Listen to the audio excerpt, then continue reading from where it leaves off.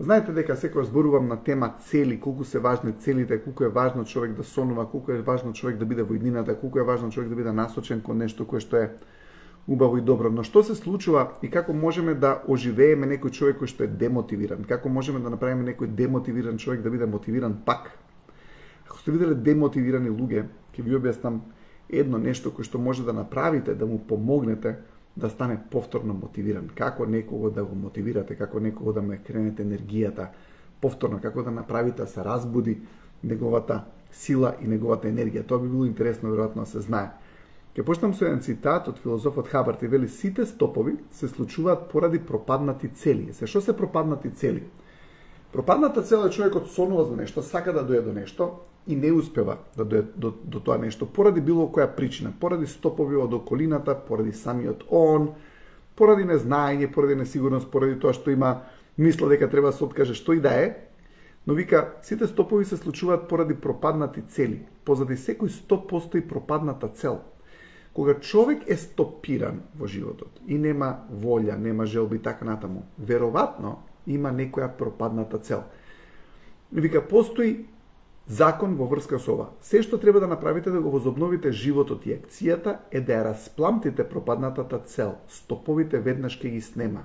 И се гледате, ако човекот пак ги распламти целите, повторно се врати на неговите цели, ќе му се врати енергијата, насмевката, желбата, затоа што се вратил на целта која што ја сакал, нели? Која што сака да ја направи. Ајде да кажем, имате ситуација каде што имате некој дечко и девојка раскинале. И може би едниот сака да се врати во врската, или двајца да сака да се вратат во врската, ама се тврдоглави. Сега, може би се чувствуват неубаво поради тоа што имаат пропадната цел, може би сонувале да бидат заедно, може би судувале заеднички иднина и така натаму, и едниот од двајцава или двајцава реши дека нема да бидат заедно. Што се случува кога ќе се смират или што се случува кога ќе им се врати повторно таа цел за заедништво и да бидат заедно? Им се враќа насмевката, им се враќа еланот, им се враќа енергијата. Замислете друг пример да ви дадем. Имате некој дечко, сакал некоја девојка. Ајде замислете некој средношколец и сака некој девојче. Ама му е шубе да и се додвори, да и приде, да и се пушти, што би се рекло народски. Ама он ја гледа сега на одмор дека она се гушнала и се бакнала во образ со некој друго момче. Пропадната цел. Доаѓа дома, легнал на кауч, на кревет, доаѓа другар, ме шо ти е, шо не се јавуваш, а вика ти текнали на таа и таа Маја, Марта, кој да е, нема врска. Александра, да. Абе вика има некој друг. Како би има некој друг? Па нели нешто меѓу вас има? Абе мислевме дека има, ама има некој друг. И како? Па ја видов, вика, на одмор се бакнул образ со некој, со еден дечко. Кој дечко, дај да видим сега, веројатно ќе најде нека, ево овој дечко. Абе вика, па тој е братучет првде. Абе што се будалче, вика, па тој братучет е. Шо, братучет, стварно? Му се враќа целта, му се враќа енергијата, рипа од кауч, иде да игра фудбал, иде да игра баскет, што и да требало да игра, затоа што му се вратила целта на која што тој бил посветен, ама му пропаднала целта, поради тоа што во конкретниот случај он мислел дека му пропаднала целта. Затоа што не успел да го реализира сонот, затоа што не успел да ја реализира целта. Така да, ако ја вратите целта во вашиот живот, имате многу шанса да ја вратите енергијата. Се гледате колку интересна работа е.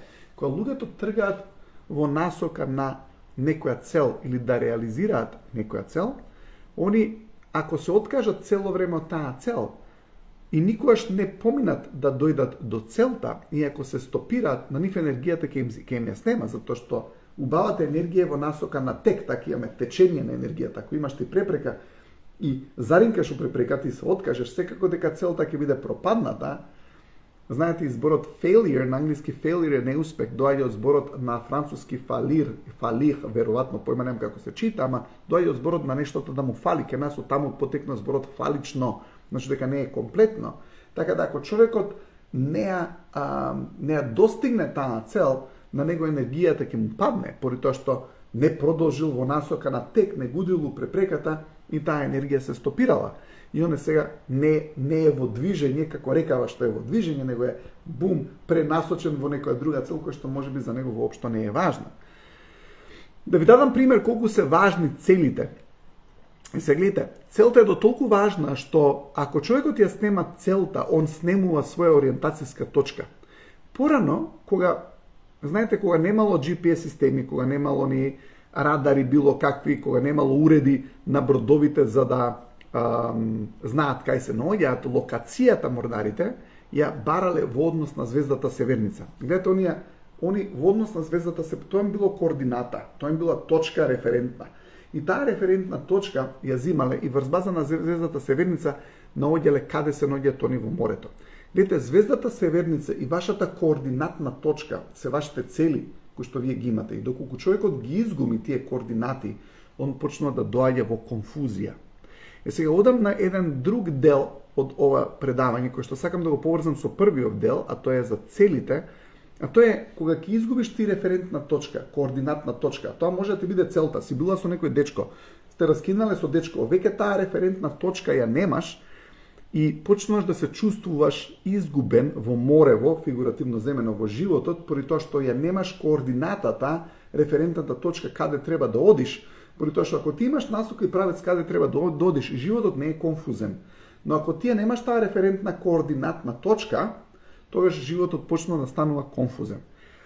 Сега, има еден многу убав текст од една книга Проблеми на работата од филозофот Хабард, кој што зборува за стабилен податок и конфузија. Сега гледате, има еден интересен концепт кој што ќе го прочитам тука како дел и се вика стабилен податок и конфузија. Сега, што е стабилен податок? Стабилен податок е нешто кое што ти дава стабилност. Ајде да речеме стабилен податок во биологијата. Сега, стабилен податок има многу стабилни податоци во биологијата, ама ајде да речеме земаме еден стабилен податок во биологијата е според Дарвиновата теорија, нели дека потекнуваме од човеколики мајмун. Пример. Сега тоа е стабилен податок во биологијата и многу работи во биологијата се координираат во однос можеби на тој стабилен податок. Сега можеби тоа не е најстабилниот податок во биологија, појма немам, ама еве земам пример за да ви дадам илустрација. Стабилен податок потекнува од човеколики мајмун. Добро, се развиваат многу други податоци во однос на тој стабилен податок и она што се случува, настануваат некои системи, се редат некои процеси. Што ќе се случи кога стабилниот податок ќе го снема? Замислете, доаѓа некој човек кој што докажува дека потекнуваме од човеколики, не од човеколики мајмун, дека потекнуваме од пчела, потекнуваме од оса, потекнуваме од нешто. И он го докаже тоа. Ете, кога човекот ќе докаже спротивен податок на стабилниот податок и ќе го поништи стабилниот податок, она што се случува, целата таа структура која што е базирана на тој референтен податок почнува да оди во конфузија. Ете, настанува конфузија. Зошто? Затоа што се поништа стабилниот податок. Што е идејата на текстот од филозофот Хабард, дека кога ќе го поништиш стабилниот податок, човекот добива конфузија. Вели вака: за да го направиш било кој конфузен, се што треба да направите е да го лоцирате неговиот стабилен податок и да го инвалидизирате. Тој податок. Да го инвалидизираш значи да го поништиш, да го побиеш. И тогаш човекот настанува конфузен, бива конфузен, затоа што сум го поништил неговиот стабилен податок. Луѓето имаат стабилни податоци во животот и постоењето, па гледате, има некој тип на стабилни податоци секој човек во неговиот универзум, секој човек има стабилни податоци во неговиот ум. Да ви дадам друг пример. Например, Александар Македонски така се борел врз база на ова, барем според мене, врз база на оваа теорија. Гледате, Александар Македонски кога се борел, он го барал стабилниот податок на армијата. Сега, кој бил стабилен податок на армијата? Тоа бил војсководецот, тоа бил кралот на Перзија, тоа бил некој со кој што он се борел. И он кога ќе го убил тој стабилен податок, тогаш целата војска се иде у конфузија, поради тоа што, гледате, кога стабилниот податок ќе го поништиш, тогаш настанува неред во таа, например, група. Тоа се случува за тие што пратат, например, спорт сега. Така, ако имате некој тренер, кој што е многу добар тренер у клубот, и тој тренер даде отказ, што ќе се случи у тој клуб? Ќе настане конфузија, ќе стане вознемиреност, ќе стане немир, ќе стане нешто кое што не е подред, поради тоа што тренерот кој што свет држал под контрола во клубот или во однос на кој што они се надевале и се охрабрували, така натаму замислете го сменат или он сам се даде оставка, она што ќе се случи во тој клуб ќе настане конфузија. Затоа што го нема веќе стабилниот податок. Сега гледате интересна работа. Испротивната доктрина важи.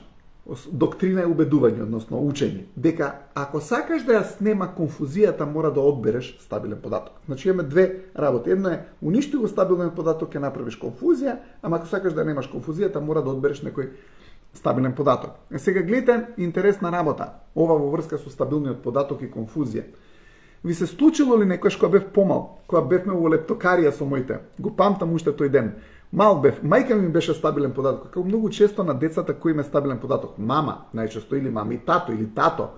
Стабилен податок е некој кој што бумп ќе го фатиш и ќе го држиш за себе, тој ти е стабилен податок. Бевме во лептокарија, ми текна како мал, 3-4-5 години колку и да имав, може и 7. Мал бев. И мајка ми цело време бев со мајка ми, и мајка ми беше во некоја продавница и одеднаш мајка ми ја снема. Ја нешто барав, мајка ми веројатно отишло нешто. И тие 15 секунди кога мајка ми ја немаше, ми беа 15 минути. Ама нешто се случи, добив конфузија. Кај мајка ми? Кога ја видов мајка ми, се смирив.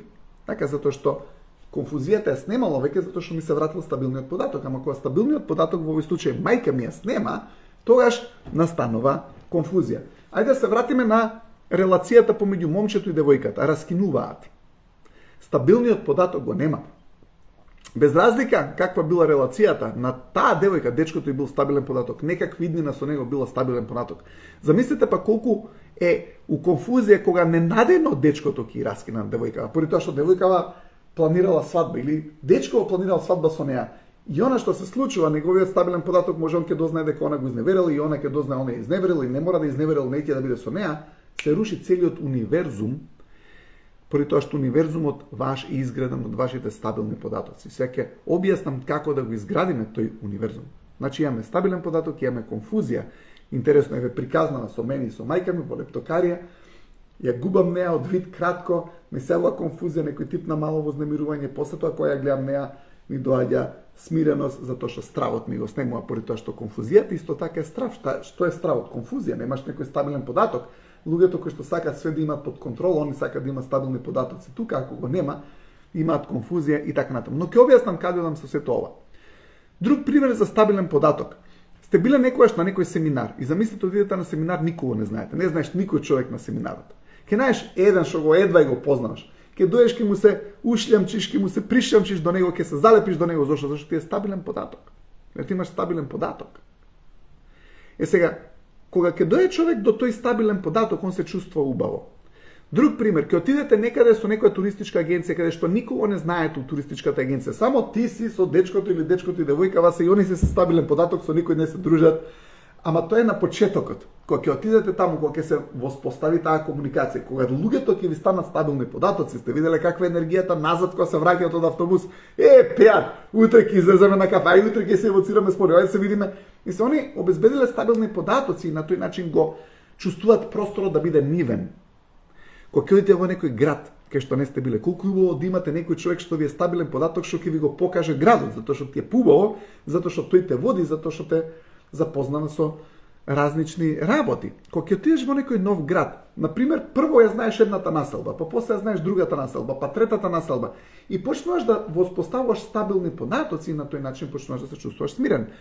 Кога живеев во Соединетите држави, трета година средно отидов од Карев отидов во Америка да играм кошарка и таму братучетка и братучетка ми, кај тетка ми живеев.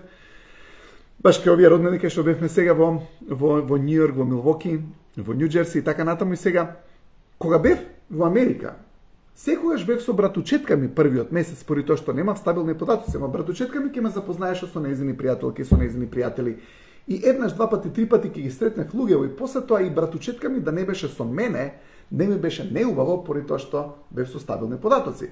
Еве, например, како ова може да го искористите ако имате некој партнер, дечко или девојка, која што ќе ве донесе на забава и журка. Замислете, вие сте сега со некоја девојка и она ве носи некоја забава каде што никого не знаете. Ти си нов таму.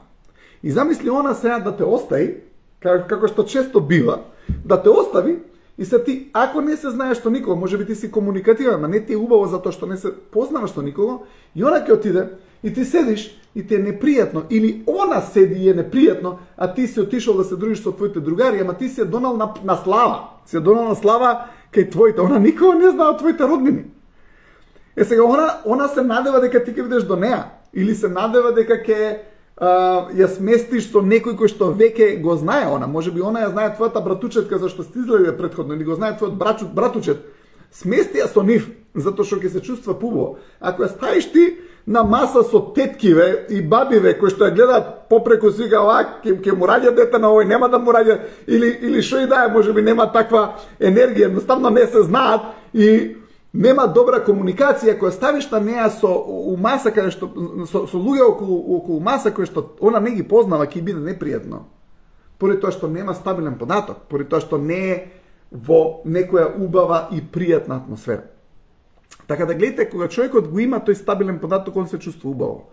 Кога го нема стабилниот податок, он не се чувствува убаво, се чувствува вознемирено. И мора да најде стабилен податок. Кога не живеев, ама бев подолг период во Атина, еден момент, и Атина има 3 влеза, тие што сте биле во Атина, има првиот влез е за една многу убава населба Кифисија, вториот влез обично влегуваш во центарот на Атина и третиот влез е на кај Глифада, на кај морето и Пиреа. И сега, јас затоа што живеев во блиску до Глифада, кај пријатели, секојаш со возило, тогаш немаше GPS систем, затоа што GPS системот се ви дава стабилни податоци, ти немаш гајле, тогаш моравме да се сноѓаме, ќе прашаш, ќе следиш, зборам се пред многу години. И сега на третиот влез, тогаш мислам дека бев 2 месеца бев во Атина или како и да беше, и си го научив тој пат за натаму. Сега, после тоа се вратив во Скопје, после некој известен период се враќам повторно во Атина и се требаше во Атина да идам во центар. Тоа е вториот влез, ама ја не живеев веќе на кај Глифада. Знаете дека си фатив пат од третиот влез, затоа што им беше стабилен податок. Но што се случува ако влезете низ центарот, низ вториот влез? Прво ќе имате конфузија. Но таа конфузија ти мора да ја соочиш за да воспоставиш стабилни податоци во таа конфузија. Ајде да кажеме комфорт зоната. Што е комфорт зоната? Комфорт зоната е стабилен податок. Ти кога ќе излезеш надвор од конфузија, односно од комфорт зоната, се извинувам, прво нешто што ти доаѓа, поради тоа што комфорт зоната ти е комфорт зона, ти доаѓаш во конфузија. Замислете сега има некој човек што се преселил во, не знам, се преселил во Америка, се преселил во Германија, во Швајцарија, излегол од комфорт зона во Македонија. И се што прават луѓето? Некогаш сте виделе луѓе затоа што им е безбедно, зашто имаат стабилен податок, секогаш ќе се преселат у градот кај што имаат пријатели или кај што им се роднините или блиску на 30 километри од тато, од мама, затоа што имаат стабилен податок за да бидат блиску со нив. И тоа е разбирливо.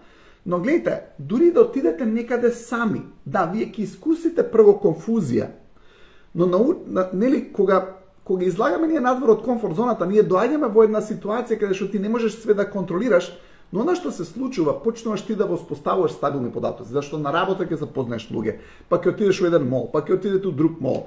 Па не знам, можеби си со дечкото таму во Германија или дечкото со девојкава, па ќе излезат во некој ресторан, па тој ресторан ми станува стабилен податок, па си отидат у друг кафич, па тој кафич ќе им стане стабилен податок и си го заживуваат просторот поради тоа што конфузијата ја смирувате на тој начин што воспоставувате полека стабилни податоци во просторот кој што не го знаете. Но така растете. Видите, така растете. Човекот расте на тој начин. Гледате го овој податок, значи исто ова може, замислете доаѓа некој нов вработен кај вас у фирмата. Тој нема појма што работите. И сега ти почнуваш да го обучуваш со една машина, втора машина, трета. Тој е више у конфузија после втората машина, ништо не сватил. Не му давај денеска 3 машини, 4 машини, 5 машини да го обучуваш. Нема појма што прави он. Дај му една машина. Научи го денеска на таа една машина да работи. Само на касата нека работи. Не знам, нека само напишува сметки, што и да треба да работи. Една работа. Он дента ќе биде задоволен и ќе излезе од работа задоволен. Ти денеска ако му даеш 100 работи да го обучиш ти со него, има проблем. Има еден систем каде што во компаниите кога ќе дојде ново вработен, нели популарно се тоа е онбординг, кога ќе дојде некој нов да работи у компаниите, има еден човек кој што го задолжуваат за ново вработениот. И тоа го викаат бори или бари, како и да е. Тоа значи еден човек, бари, пријател, бари, или едноставно некој кој што ти е другар, или некој е како тело, како битие кој што ќе му е цело време до него, за да он го воведе во фирмата, затоа што го пуштиш тој новиот да биде само фирмата. Видите, прво ќе се зближи со тој што е најпријателскиот кон него, тој што ќе го викне на кафе, тој ќе му стане стабилен податок. Но во фирмите паметно прават, стават еден човек кој што не сите фирми, ама мислам дека би требало сите да го прават тоа, еден човек кој што ќе биде задолжен за него првиот месец или колку и да е, тој период кој што му треба да се прилагоди. И он е цело време со него, затоа што тој му е сега стабилен податок. Знаете, стабилниот податок има многу голем удел во животот. Сега, па вика така, при прифаќање на било кој стабилен податок има тенденција да ја побие конфузијата која што ја соочуваш, која што ја адресираме. Ако има човек некоја конфузија, која што е тука, која што треба да ја соочи, или конфузија која што треба да ја адресира, вика, па така прифаќање на било кој стабилен податок има тенденција да ја нулификува, да ја побие конфузијата која што ја адресираш. Но ако стабилниот податок е разнишан, инвалидизиран, побиен, тогаш човек повторно е оставен со конфузијата. Значи, гледате, човекот треба да свати дека имате луѓе кои што цело време ве критикуваат, и тоа сум го зборувал зашто е тешко да се околу луѓе што те критикуваат, затоа што тој ти ги критикува стабилните податоци. Гледате, ако имаш човек што те критикува, он обично, луѓето кои те критикуваат, обично ќе те критикуваат за работи, некојаш и за кои што си многу добар, за да те разниша, бум. Тоа е како да гаѓаш у центар некого, така? Тоа е како со војска што го зборев. Александар Македонски, кога војувал, он ќе го убиел, не знам, кралот на Персија затоа што тоа бил централниот стабилен податок. Сега замислете, имате некој што те критикува и ти наоѓа мани, цело време те кара. Он ти ги поништува сите стабилни податоци и ти околу тој човек се наоѓаш у конфузија и се губиш како битие околу некој човек. Сте виделе некојаш имате некој дечко или некоја девојка. Девојка ќе се фати со некој токсичен дечко, ќе се изгуби, цело битие го нема.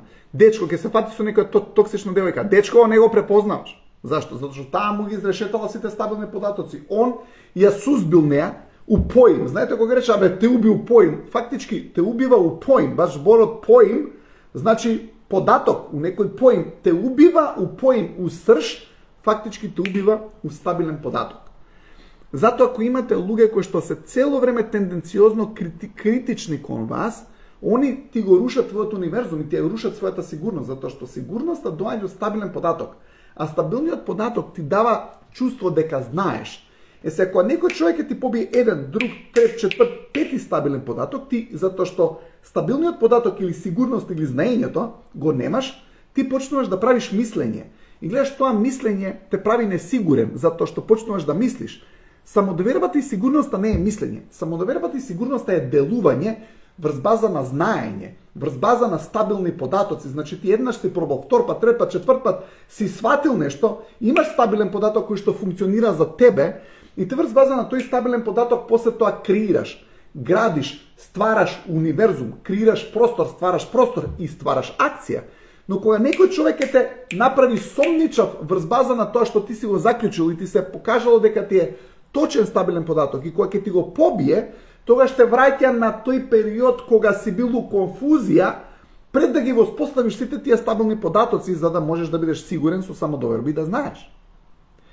Затоа бидете многу, ви текнували дека еднаш ви зборував на еден лайв кога некој ќе ти стави етикети, ваков си, онаков си. Знаете како порано што имаше, па и сега има веројатно ние перничење кај што ставаш игли, кога ти ќе станеш перниче каде што иглите ти ги стават или ти стават некој тип на етикети, тие етикети ти ги разрушуваат твоите стабилни податоци и не сите етикети се вистина.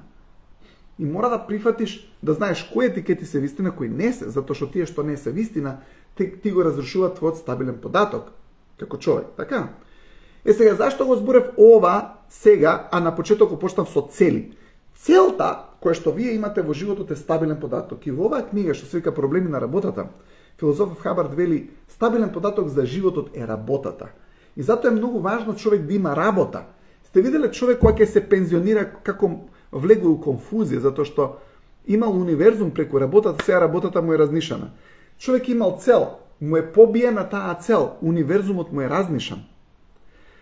Морате да го примените ова. Стабилните податоци се многу убави работи. Стабилен податок ти е некој човек. Може би се надевам, јас сум ви стабилен податок за многу работи, затоа што се консултирате со мене. Мојата цел е да ве направам вие самите да бидете стабилен податок. Кога доаѓате на консултации со мене, ја не ви кажам што да правите.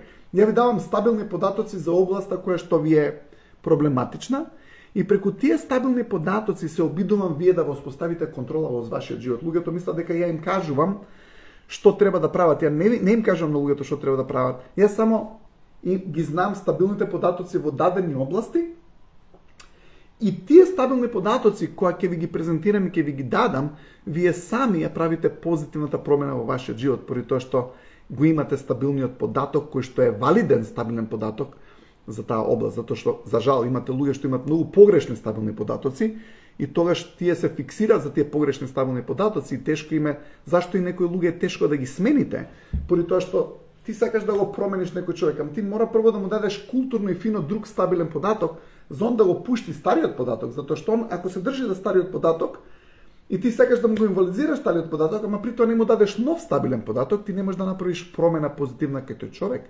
Ти мора да му понудиш подобар стабилен податок во кој што он ќе почне да верува поради тоа што ќе види дека тој податок функционира. И тоа е начинот на кој што треба да направите промена кај луѓето и тоа е начинот на кој што едуцираме други луѓе, затоа што гледате сега ви дам стабилни податоци. И тие стабилни податоци го менуваат вашиот универзум. Затоа и се вклучувате во околу луѓе на овие лајвови поради тоа што ви давам некој тип на стабилни податоци и ви го подобрувам вашиот живот. И кога ќе ги усвоите тие стабилни податоци и видите дека тие стабилни податоци функционираат, тие се закони во вашиот универзум. Сега, ако некој човек ви победи сите закони, тогаш прави безредие кај вас. Бидете храбри да ги имате тие стабилни податоци. Кога идете надвор од комфорт зоната, да вие поминувате низ некоја конфузија и затоа ви треба храброст, ама после тоа го споставувајте ги тие стабилни податоци, опфатите поголем простор и она што го зборевме минатиот пат, вие кои што станувате поголемо вие, затоа што дел од вас ве чека во просторот во иднината. Некаде кај што се целите, кога ќе ги освоите тој простор и тие цели, инкорпорирате дел од вас кој што ве чекал во иднината кај вас и сега сте поголемо вие. И затоа е многу важно човекот да има цели, затоа е многу важно човекот да има иднина. Како викаат, шофешерната е поголема од ретровизорот, зашто е поважно кај одиме, не е важно кај сме биле. Нека биде референтна точка иднината, не мора да биде минатото. Но минатото пак прави проблем, поради тоа што човекот има многу конфузии во минатото, во тој негативен, реактивен ум, содржан од негативни настани. Само сакам да кажам, во врска со книгата Дианетика, која што е за мене број 1 книга, тоа е моје мислење, број 1 книга на тема ум и душа и така натаму, се вика Дианетика од филозофот Хабар. Дија значи низ нетика е ум, затоа што ја спомнувам често оваа книга, сакам да знаете дека уште денеска и утре, мислам дека до утре ви трае попустот за 20% да нарачате со 20% попуст, мислам дека е до утре. Само важи попустот, сакав само да знаете, поради тоа што таа книга за мене е стабилен податок на тема умот. Ви благодарам, за мене сте стабилен податок, понеделник, среда и петок, стабилен податок е 8,5. Некојаш затоа што каснам од работа, па доаѓам малку покасно, но знаете дека стабилен податок е понеделник, среда и петок. Стабилен податок за предавање во живо, 15 Гевгелија, 16 Веле, 17 Кавадарци. Се гледаме у среда. Се гледаме во петок. Поздрав, чао.